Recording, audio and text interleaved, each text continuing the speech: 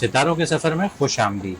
आज की वीडियो में हम आपका महीने का हॉरोस्कोप डिस्कस करेंगे, जिसमें हम जानेंगे आपके बिजनेस के हवाले से, आपके फाइनेंसेस के हवाले से, आपकी लव भरी ज़िंदगी के बारे में बात करेंगे, आपकी हेल्थ के ऊपर बात करेंगे, अपने प्यारे स्टूडेंट्स के ऊपर बात करेंगे, देखेंगे कि आपको कौन से चैलेंजेस आ सकते हैं, कौन सी अपॉर्चुनिटीज़ हैं आपके लिए इस महीने में, आपको कुछ रेमेडीज़ भी बताऊंगा। तो आइए बिना किसी देरी के वीडियो शुरू करते हैं। मार्च का महीना एरीज वालों के लिए, जिसको हिंदी में मेष और उर्दू में बुर्ज हमल कहा जाता है, उसके लिए बड़ा गहरी तब्दीलियों के साथ आया है। 29 मार्च को सैटर्न जो है, शनि जो है, वो आपके पाइसेस में ट्रांजिट करेगा, यानी 12वें घर में आएगा, जिसका मतलब है कि आप 7.5 के दौर में दाखिल हो जाएंगे। ये एक ऐसा दौर होगा कि जो आपकी पर्सनल ग्रोथ और कार्मिक लेसन्स का इम्तिहान लेगा। इसके अलावा 14 मार्च को चांद ग्रहण आपके छठे घर में लगेगा, यानी कि 6th हाउस, जो आपकी सेहत, आपके काम और आपकी रोज़मर्रा की ज़िंदगी पर रोशनी डालेगा। इसके अलावा वीनस, जिसको हिंदी में शुक्र और उर्दू में ज़ोहरा कहा जाता है, वो उल्टा चलेगा आपके 12वें घर में। ये आपकी पुरानी यादों और छुपी हुई ख्वाहिशों को उजागर कर सकता है। इसी महीने में आपको सब्र, सोच विचार और स्ट्रेटेजिक प्लानिंग की बहुत ज़रूरत होगी, और जल्दबाजी से आपको नुकसान भी हो सकता है। सबसे पहले आपका करियर देखते हैं। तो इस महीने उतार चढ़ाव रह सकते हैं, क्योंकि सन 14 मार्च तक और सैटर्न 29 मार्च तक आपकी कुंडली यानी जायचे के 11वें घर में होंगे, जो स्ट्रॉन्ग नेटवर्किंग और प्रोफेशनल रिकग्निशन का सिग्नल देते हैं। क्योंकि सैटर्न यहाँ पे अस्त हो चुका है और सैटर्न आपको बैड एनर्जीज नहीं देगा, तो सन जो है वो 11th हाउस का आपको पूरा लाभ देगा। लेकिन मरकरी, जिसको बुध और अतारद भी कहते हैं, वो 15 मार्च को रेट्रोग्रेड मोशन में आ जाएगा, जिसकी वजह से मिसकम्युनिकेशंस के इश्यूज हो सकते हैं और प्रोजेक्ट्स में डिलेज और रिविजन्स हो सकती हैं। अगर प्रमोशन की सोच रहे हैं तो बातचीत लंबी चल सकती है। मार्च जो आपका जेमिनी यानी तीसरे घर में है, वो आपको कॉन्फिडेंस और परसुएशंस के स्किल्स को बूस्ट कर सकता है, लेकिन इसमें समझदारी का इस्तेमाल करना बहुत ज़रूरी है। पैसों के हिसाब से ये महीना स्टेबिलिटी तो दिखाता है, क्योंकि जुपिटर आपके 2nd हाउस में है, जिसको हिंदी में बृहस्पति आपके धन के भाव में है और उर्दू में मिस्त्री आपके पैसों के घर में है, 2nd हाउस में।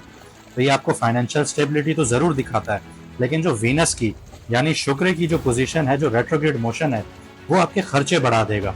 स्पेशली आपको हेल्थ से रिलेटेड खर्चे आ सकते हैं, आपको ट्रैवल से रिलेटेड आ सकते हैं, पुरानी जिम्मेदारियों से जुड़े कोई खर्चे आ सकते हैं। अगर इन्वेस्ट कर रहे हैं तो सिर्फ लॉन्ग टर्म्स की तरफ जाइएगा, जहाँ पे लॉन्ग टर्म मुनाफा हो। छोटे मुनाफों के पीछे मत भागिएगा, वरना नुकसान उठाएंगे। अगर इस महीने कोई आप कॉन्ट्रैक्ट्स कर रहे हैं, एग्रीमेंट साइन कर रहे हैं, ईमेल्स भेज रहे हैं या फाइनेंशियल ट्रांजैक्शंस कर रहे हैं, तो उनको 2 दफ़ा ज़रूर चेक कीजिएगा। और 15 मार्च के बाद से जो बड़े बड़े आपके फाइनेंशियल डिसीजंस हैं, उनको लेने से बचें। आगे बढ़ते हैं, आपकी प्यार भरी ज़िंदगी पे नज़र डालते हैं। सबसे पहले उनके लिए जो सिंगल्स हैं, इस महीने आपकी ज़िंदगी में पुराना प्यार या पुराने रिश्ते वापस आने के चांसेस हैं। अगर आप अपने किसी जज्बातों को दबा रहे हैं, तो अब उनको फेस करना आपके लिए बहुत ज़रूरी है। नए रिश्तों में जल्दी मत करें। जो अभी आपको खूबसूरत लग रहा है या आपको अट्रैक्ट कर रहा है, ज़रूरी नहीं है कि वो मुस्तकबिल में या फ्यूचर में भी आपको वैसा ही लगे। जो लोग कमिटेड हैं, 14 मार्च को चांद ग्रहण लग रहा है आपके छठे घर में, जो आपके वर्क लाइफ बैलेंस को डिस्टर्ब करेगा। अगर आप अपने पार्टनर की इमोशनल नीड्स को नज़रअंदाज कर रहे हैं, तो आपके लिए टेंशन्स बढ़ सकती हैं। आप लोग ईमानदारी से, बातचीत से अपने रिश्ते में सुकून बना के रख सकते हैं। तो इस महीने जज्बाती फैसलों से बचें। और अगर आपका एक्स आपसे दोबारा कनेक्शन बनाने की कोशिश कर रहा है, तो एक बार ये ज़रूर सोच लीजिएगा कि क्या ये पुरानी यादें हैं या ज़रूरत। इस महीने आपकी सेहत देख लेते हैं। केतु आपके छठे घर में है और 14 मार्च को यहाँ पे चांद ग्रहण लगेगा, जो हेल्थ वाइज आपके लिए कुछ इश्यूज़ क्रिएट तो ज़रूर करेगा। अगर आप माइनर सिम्टम्स को इग्नोर कर रहे हैं, छोटी मोटी चीज़ों को इग्नोर कर रहे हैं, तो उन्हें अब सीरियस लेने का वक्त है।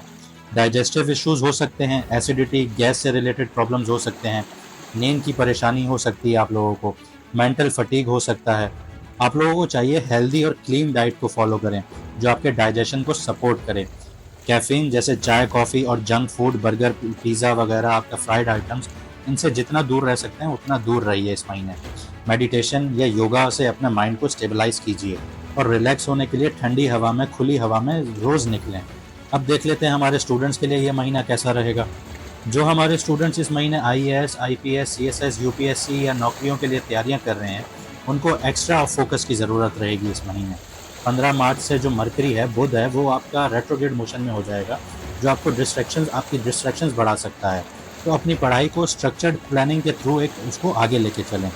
जो बच्चे मैथमेटिक्स, साइंस, लॉ और फिलॉसफी को फॉलो कर रहे हैं उनके लिए महीना बहुत सपोर्टिव रहेगा। लेकिन जो लोग क्रिएटिव फील्ड से जुड़े हुए हैं, जैसे राइटिंग हो गया, आर्ट्स हो गया, म्यूज़िक हो गया, तो उनके लिए ये महीना थोड़ा स्लो डाउन हो सकता है। अप्रैल के बाद आपके लिए अच्छा वक्त आएगा। अगर अपने प्यारे स्टूडेंट्स को टिप्स नहीं दूंगा तो अच्छा नहीं लगेगा। जो बच्चे पेपर्स की तैयारियां कर रहे हैं उनको चाहिए कि अपना मॉक टेस्ट लें, लेकिन टाइम लिमिट के साथ। इससे आपकी प्रैक्टिस अच्छी होगी। 14 मार्च के बाद आपको कन्फ्यूजन्स हो सकती हैं, लेकिन 20 मार्च के बाद आपके लिए क्लैरिटी वापस आ जाएगी। अब बात कर लेते हैं कि इस महीने आपको चैलेंजेस क्या क्या आ सकते हैं। मरकरी जो रेट्रोग्रेड होगा 15 मार्च से, वो आपको मिसकम्युनिकेशंस, डिलेज, आपको ट्रैवलिंग में मुश्किलात आ सकती हैं। वीनस का जो रेट्रोग्रेड है वो आपको इमोशनल इंस्टेबिलिटी देगा, जैसे पुरानी यादें ताज़े होंगी या पुराने ज़ख्म दोबारा उभर के सामने आएंगे। 7.5 आपकी 29 मार्च से शुरू हो जाएगी। एक लंबा टाइम है, आपका ट्रांसफॉर्मेशन का फेज शुरू होगा आपका। लेकिन घबराएं नहीं, अपॉर्चुनिटीज़ भी हैं आपके लिए। मार्स आपका 3rd हाउस में है, जो आपको हिम्मत से आगे बढ़ाएगा, आपको स्ट्रेटेजिक थिंकिंग देगा। आप सोच विचार के साथ आगे बढ़ सकते हैं, कैलकुलेटेड रिस्क ले सकते हैं। जुपिटर आपके 2nd हाउस में है, जो आपको पैसे में आज़ादी देगा, आपको आगे बढ़ाएगा। लेकिन वीनस रेट्रोग्रेड है तो अपने खर्चों पे काबू रखिएगा। सन जो है, जिसको सूर्य भी कहा जाता है, वो आपके 11वें घर में है, यानी आपके नेटवर्किंग आपकी बहुत अच्छी हो सकती है। आपकी कोलैबोरेशन से आपको फ़ायदे मिल सकते हैं। आपके बड़े बड़े लोगों में ताल्लुकात बन सकते हैं इस महीने, और उन्हीं से आप फ़ायदा भी उठा सकते हैं। बस आप लोगों ने सब्र रखना है। जल्दबाजी से सिर्फ नुकसान मिलेगा। बिना सोचे समझे कुछ ना बोलें, एकदम से रिएक्शंस देने से बचें। प्लानिंग और रिफ्लेक्शन का वक्त है आपका। एग्रेसिव अप्रोच ना अपनाएं, एग्रेसिव एक्शंस ना लें। अगर आपको गुस्सा आ रहा है तो मुड़ के जवाब नहीं देना। बाहर निकल जाएं, ठंडा पानी पिएं, ठंडी हवा में जाएं, लेकिन ज़बान पे काबू रखना है। अब मैं आपको कुछ रेमेडीज़ बताता हूँ। गरीबों को खाना खिलाएं, किसी ज़रूरतमंद को करियर के हिसाब से गाइडेंस दें, जॉब रेफरल्स दें, उनकी मदद करें। ये आपके जुपिटर को मजबूत करेगा। कबूतरों या छोटी चिड़ियाओं को दाना डालें, ये आपकी वीनस की एनर्जी को बैलेंस करेगा। अपने प्यारों की बातें ध्यान से सुनें, ईगो क्लैशेस को अवॉइड करें। पानी के पास वक्त बिताएं, जैसे दरिया हो गया, नदी हो गई, समंदर हो गया, या आप लॉन्ग शावर्स भी ले सकते हैं। ये आपके माइंड को काम करेगा। डीप ब्रीदिंग एक्सरसाइजेज लें, मेडिटेशन करें। ये चीज़ें आपके लिए इस महीने फ़ायदेमंद रहेंगी। मार्च 2025 आपके लिए एक इनर ट्रांसफॉर्मेशन और बड़ी रियलाइजेशन का महीना है। 7.5 से घबराने की ज़रूरत नहीं है। ये एक सेल्फ मास्टरी और कार्मिक ग्रोथ का वक्त है। सब्र के साथ आगे बढ़ें, डिसिप्लिन अपनाएं और प्रोसेस पर भरोसा रखें। यही सारी चीज़ें तो सैटर्न की पॉजिटिव एनर्जी को अट्रैक्ट करती हैं। जो आज आप सीखेंगे यही आपकी मुस्तकबिल की कामयाबी का राज होगा। आज के लिए इतना ही। अगर आपको वीडियो पसंद आई तो लाइक शेयर ज़रूर कीजिएगा और चैनल को सब्सक्राइब ज़रूर कीजिएगा।